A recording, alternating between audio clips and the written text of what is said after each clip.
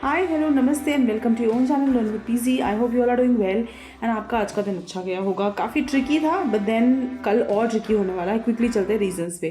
So the first thing you already know कि हमारे होने वाली है आरबीआई मॉनेटरी पॉलिसी और हमारे जो न्यू गवर्नर हैं उनकी ये फर्स्ट पॉलिसी होने वाली है, मिस्टर संजय मल्होत्रा।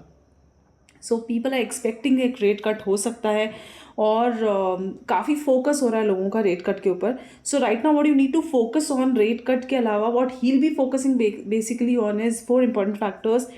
पहला तो हमारा करेंसी ऑलरेडी काफ़ी लो बना चुका है एंड वो देखते हुए ही will be taking care of multiple things that he actually needs to go ahead and do the rate cut और नॉट।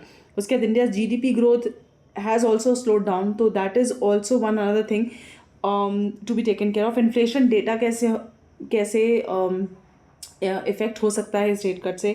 ऑल्सो जो रेपो रेट है वो काफ़ी दिनों से अनचेंज रहा है, so that will also be there.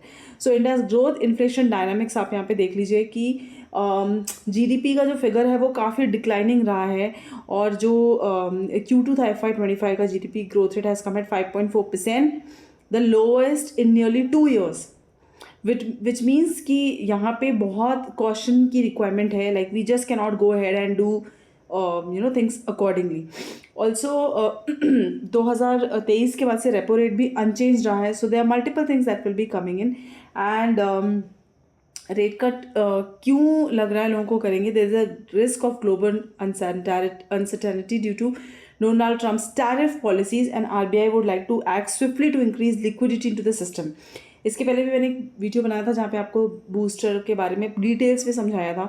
सो बहुत सारी चीज़ें हैं जिससे उनको काफ़ी ध्यान में रख के he will have to make sure that what would be his next code of conduct. So do not expect कि एक रेट कट मिलेगा या आगे का क्या एक उनका स्टैंड रहने वाला है। That will be depending on multiple things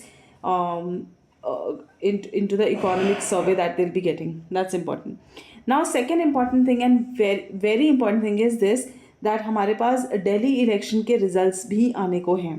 so that is one important thing that you need to take care of. और अगर हम दिल्ली एग्जिट पोल्स जो फ़िलहाल अवेलेबल है उसमें देखते हैं तो बीजेपी का एक कमबैक का काफ़ी चांसेस दिख रहा है एंड क्योंकि एग्जिट पोल्स काफ़ी रॉन्ग भी हुए थे पिछली बार and you have seen almost a lower circuit in markets. So एकदम एग्जिट पोल को ध्यान में रख के चीज़ें करना would also be quite tricky. Do not expect too much from exit polls. However let's assume जो एग्जिट पोल्स आ रहे हैं उसमें यही है कि they have a very tough situation.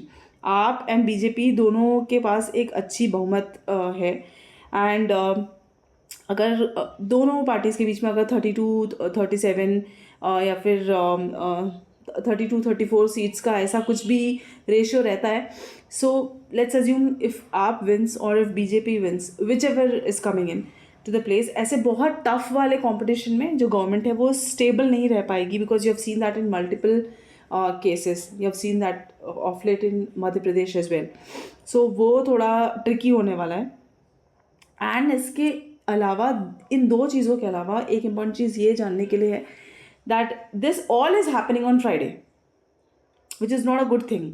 The why not the good thing वो बाद में बताती हूँ। पहला थर्ड एक इम्पॉर्टेंट ट्रिगर है वो भी देख लीजिए, दैट एक कनाडा और यूएस की इकोनॉमिक समिट होने वाली है, वो भी फ्राइडे को ही होने वाली है।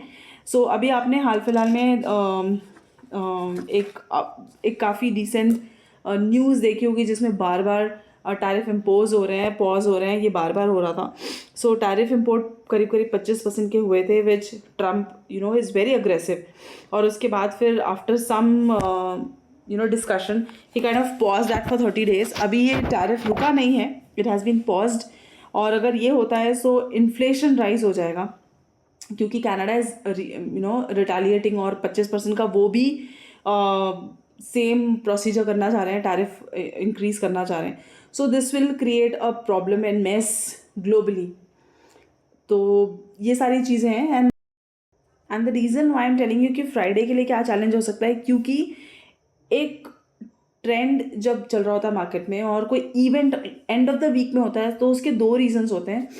मार्केट में बहुत नेगेटिव रिएक्शंस आने के, द फर्स्ट रीज़न इज़ कि हमारा वीकली क्लोजिंग हो रहा होता है and many stocks struggle to have the closing on the weekly basis. And the second important factor is कि सैटरडे संडे को मार्केट्स ओपन नहीं है, बहुत लोग प्रॉफिट बुक करके जाएंगे. So the markets can see a reversal from the top in case if things go in the favour.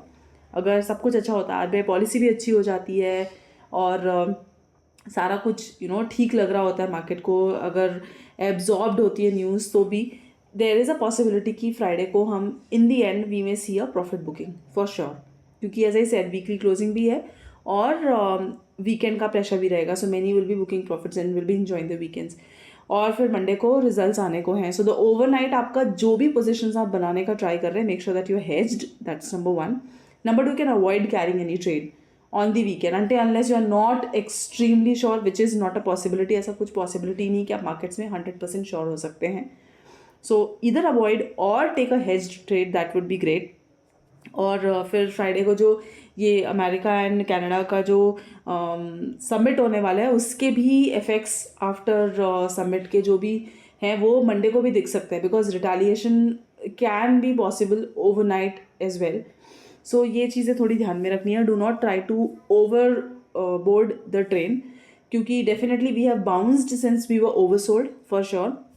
और अभी भी मार्केट एक स्ट्रगलिंग नंबर्स पे खड़ा ही है. हम 23,400 से सस्टेन हो गए 23,600 तो आ गए हैं. अभी इंपॉर्टेंट रेजिस्टेंस बना हुआ है 24,000.